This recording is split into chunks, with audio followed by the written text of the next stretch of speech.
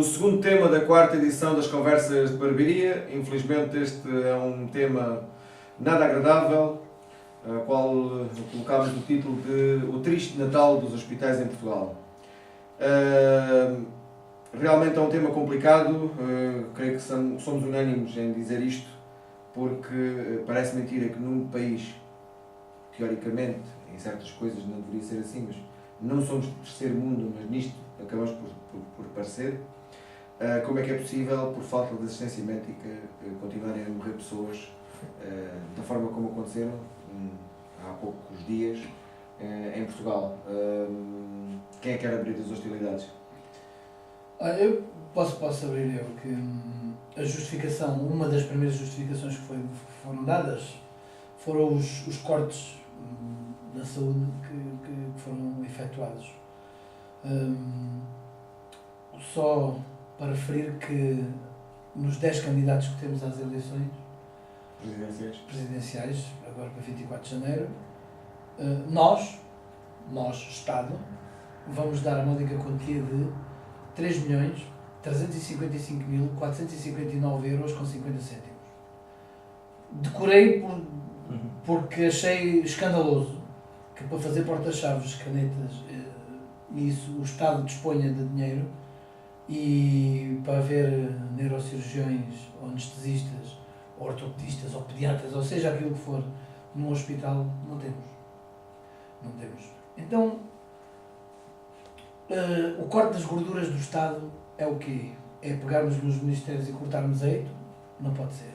A saúde é um ministério onde não se pode cortar, porque infelizmente falta dela temos muito. Somos muitos a ter falta de saúde. Uma população envelhecida como a nossa, muito mais. Portanto, não podemos cortar eito. Tem que se cortar realmente, se calhar, onde se deve.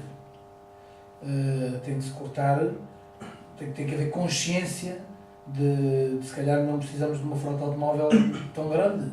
Se calhar um primeiro-ministro não precisa de 22 motoristas. Uma escala de serviço não precisa de 22 pessoas para fazer essa escala. Vamos pegar em países onde os políticos vão para o seu serviço de transportes públicos. Isso sim são gorduras do Estado. Na saúde não.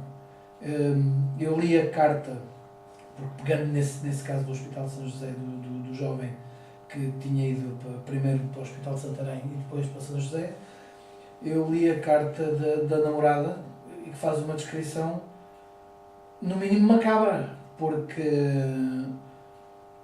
e já só referindo a parte que ela telefona na segunda-feira para saber o estado do namorado, e que lhe respondem: é melhor vir cá, não lhe podemos dizer por telefone, é melhor vir cá, porque ela só queria saber como tinha corrido a operação.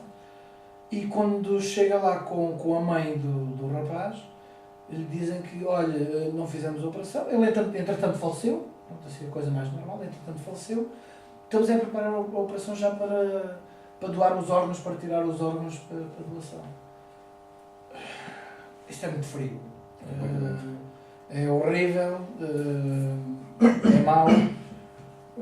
Num ministério como a saúde, tem que se ter muito cuidado, tem que haver relações humanas antes de ontologia médica, tem que haver relações humanas, porque quem vai a um hospital, quem recorre ao hospital tem dor, está a sofrer, tem problemas, e quem está do outro lado a atender não pode ser uma pessoa que tem 36 horas de turno já seguidas, não pode ser uma pessoa que tem salários horríveis, não pode ser uma pessoa com contratos precários, não pode ser maquinaria avariada. Há 3 anos temos que recorrer ao hospital a 100 km daqui. Não. Na saúde não podemos brincar com isso, porque é a nossa própria saúde que está em jogo, e a maior parte da população não consegue recorrer às clínicas privadas. De salientar que muitas vezes as clínicas privadas recorrem às salas de operações e a médicos do Serviço Nacional de Saúde. Exatamente. Para operar as pessoas que vão e pagam e deixam o dinheiro nas clínicas privadas. Portanto, nós não temos maus hospitais, não temos maus médicos no SNS, no Serviço Nacional de Saúde. Agora, temos tido uma má gestão daquilo que temos. É a minha sincera opinião. Cortem nas gorduras do Estado. Cortem, sim senhor, porque têm que ser cortadas. Há muita coisa que tem que desaparecer. Muito gabinete, muito cargo que tem que desaparecer, que come muito dinheiro. Agora na saúde, por favor. Acho que aqui não há provavelmente opiniões divergentes, há opiniões convergentes. Exatamente. Podemos às vezes tocar num ou outro ponto, não é? Eu o que acho é que estamos a assistir à desumanização da saúde. Toda esta Mas política. ninguém sai em como. Sim.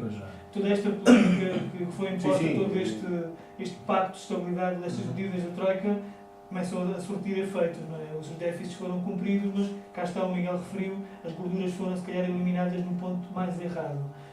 Em Portugal assistimos ao encerramento de muitos serviços de saúde, à centralização de outros e mesmo nesses começamos agora a tomar consciência que não havia uma resposta válida.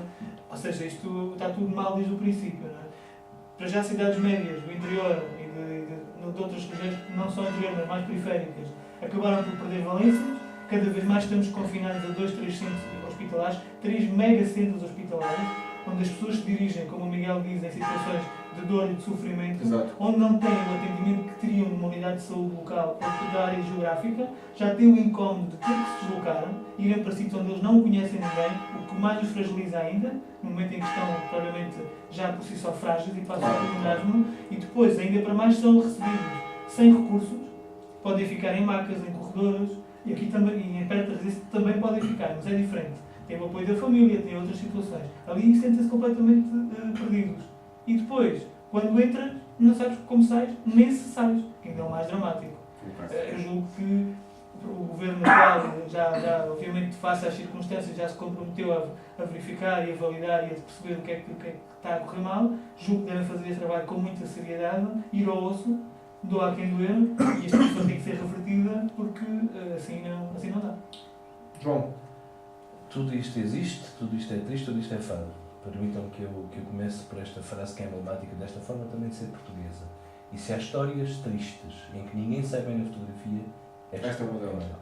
Ninguém sai bem, não tínhamos dúvidas. Desde a administração hospitalares, à própria classe médica. Exato. Também há culpas no cartão. Errar é humano. Ponto número 1. Todos erram. E claro, depois a própria... Tudo isto é tão mau, é tão mau. Depois o aproveitamento político até é indigno, vergonhoso. Como é que uma vida de um ser humano pode ser usada para fazer chicane política? Seja ela de quem for, à direita, à esquerda, ao centro. Um ser humano, atenção. E ainda bem, coitado daquele pobre jovem, do David Duarte. Coitado daquele jovem que, no fundo, acaba por prefigurar. Não tínhamos ilusões. Não foi um caso isolado. Não foi. Aliás, depois apareceram outros. Exatamente. Agora, tudo é muito mau. A própria forma como o hospital lida com um caso deste, de vida ou de morte. Um aneurisma cerebral. Como é que se consegue, por simplesmente, fechar literalmente a hipótese àquele ser humano, àquela pessoa, de viver, porque é viver, porque numa situação de estar 3 dias à espera de uma intervenção. Primeiro é a administração hospitalar que ou porque não tem médicos, ou nem se preocupa sequer. E como caso como o dele, há outros.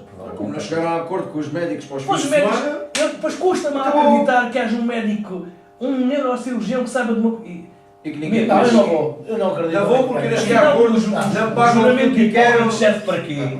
Só serve para reivindicar dinheiro? Se fosse uma clínica privada, esses médicos, esses neurocirurgiões, não apareciam.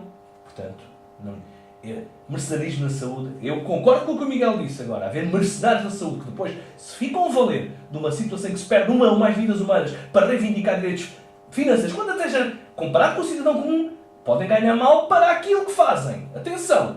Mas é um dado adquirido que a classe médica em Portugal, felizmente, até não se pode comparar. E depois temos casos médicos que estão a acumular serviços no público, no privado, no consultório. Portanto, eu se fosse... Atenção, ninguém está acima, ninguém pode ser melhor ou pior que agora.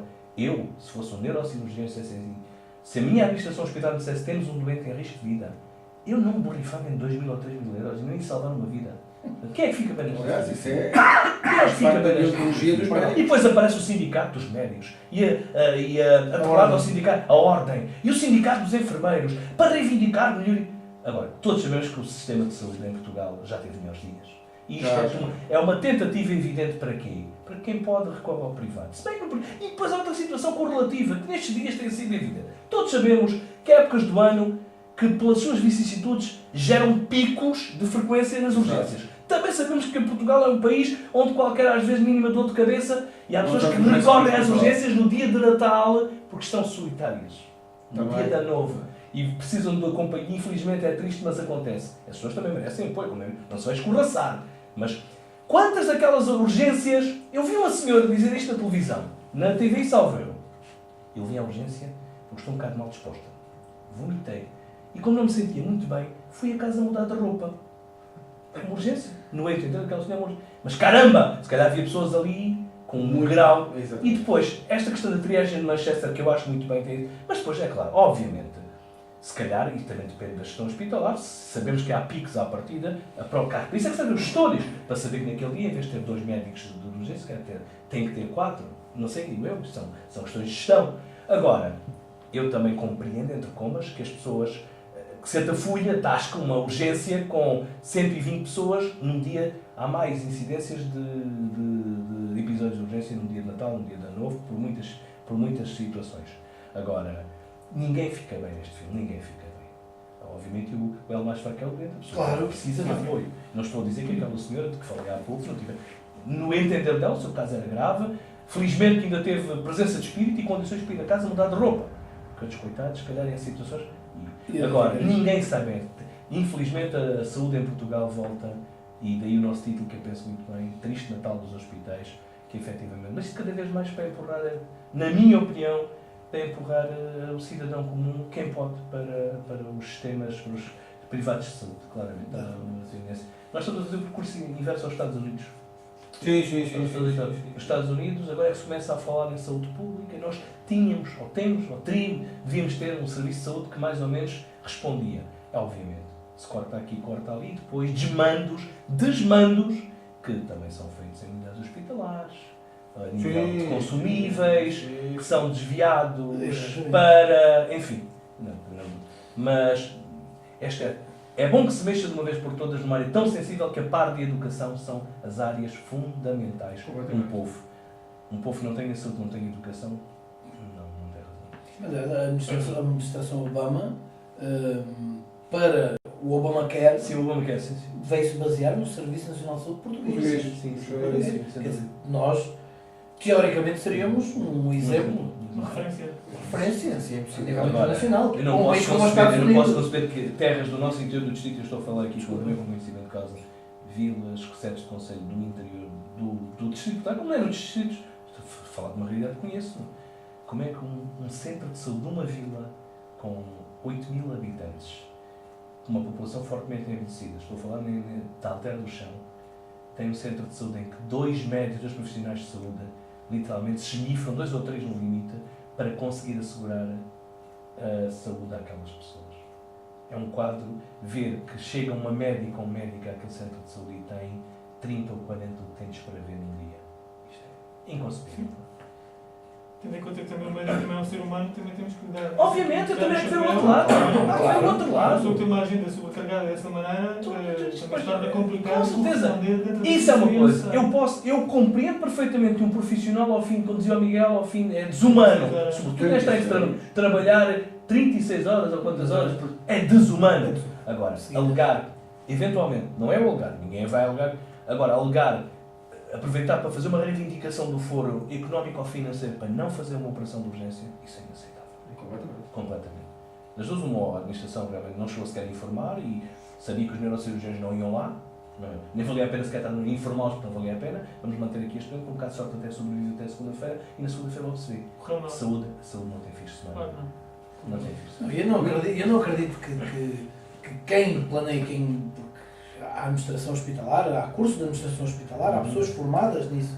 Eu não acredito que não haja planos de contingência, que não haja pessoal de prevenção. Eu não acredito nisso. Então, se tivermos aqui um terremoto, então como é que resolvemos o caso? Eu até vou lá, mas será que me pagam?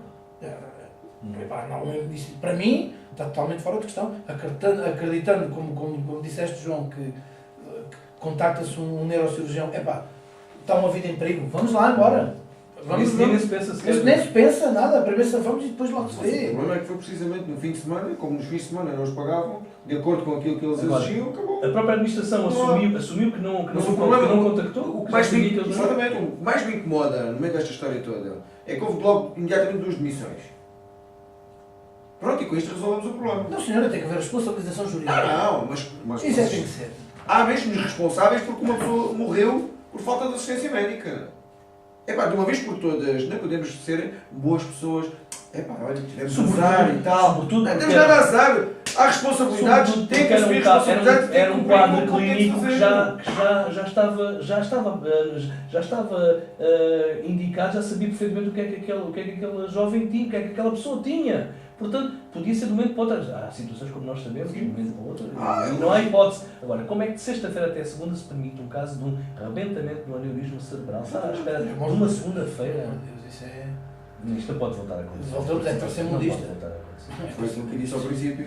Ninguém sabe desta fotografia, na minha opinião. Aliás, no mesmo fim de semana, na Pode semana a ser. seguir, ficámos a saber, não, e ficámos a saber que na região norte não há radiologia durante a noite. Ficamos a saber. Quer dizer, isto é. Vão aparecer como os cogumelos, é. Claro.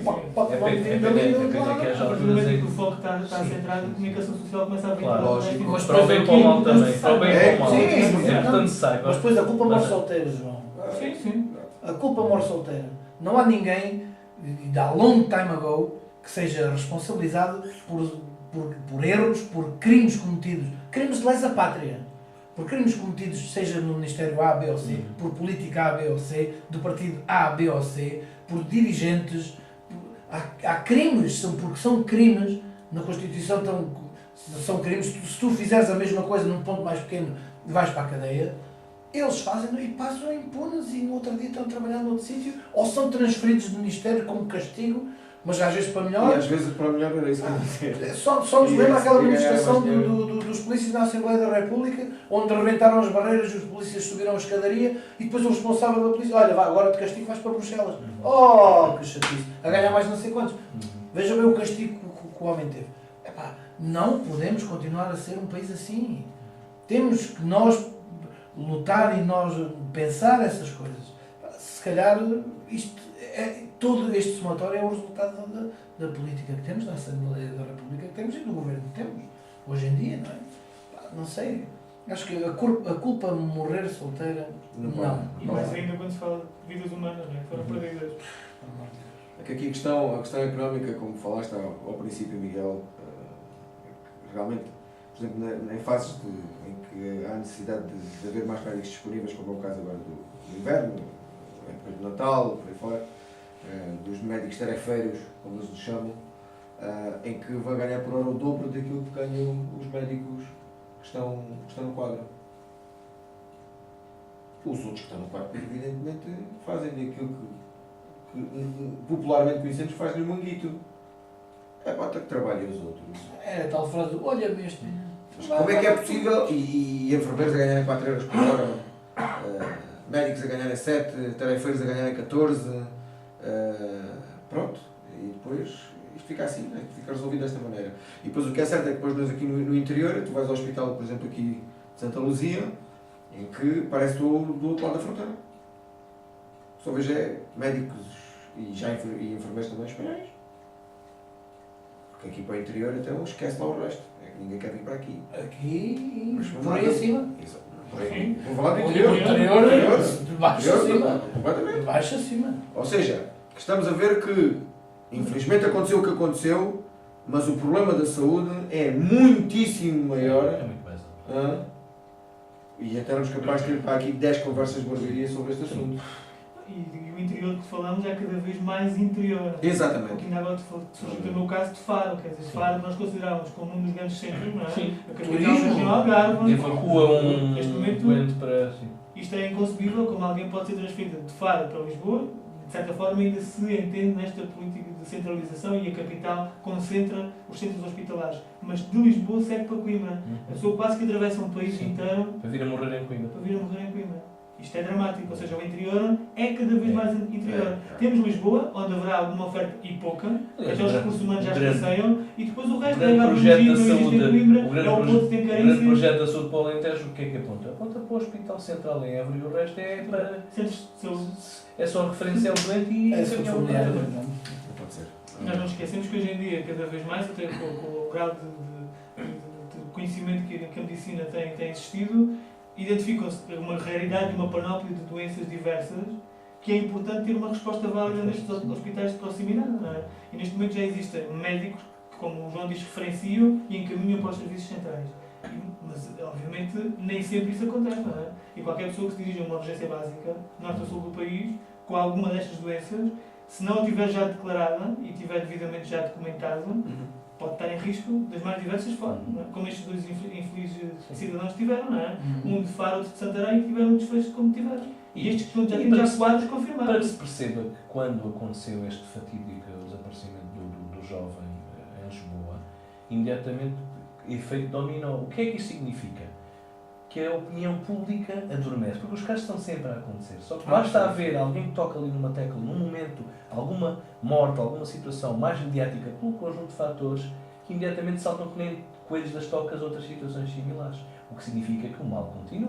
Sim, Não está adormecido. sim. Está mais adormecido perante a opinião pública em determinados momentos. Sempre que é extrapolado, que é um caso destes, portanto, tudo com dantes, quartel-general em Abrantes. Infelizmente. Não há. Ninguém sai bem desta Nada, ninguém. Para fechar o ciclo. Impossível. Pronto, estas foram as conclusões que tiramos sobre este triste tema, o triste Natal dos hospitais em Portugal, que logicamente tem ainda muito que se falar sobre este assunto, porque infelizmente o problema é bem maior do que a perda, infeliz perda de 2 cidadãos portugueses por falta de assistência médica. Esperemos obviamente poder, dentro de algum tempo, dar os parabéns a quem seja responsável pela saúde, ou aos vários responsáveis da saúde, por terem ouvido a voz do povo e terem feito algo de positivo no Serviço Nacional de Saúde, que bem necessitamos que isso seja dessa maneira. Fechamos desta forma o segundo tema da 4ª edição das Conversas de Barbearia. Amanhã voltaremos com o terceiro e último tema para concluirmos o ano de 2015.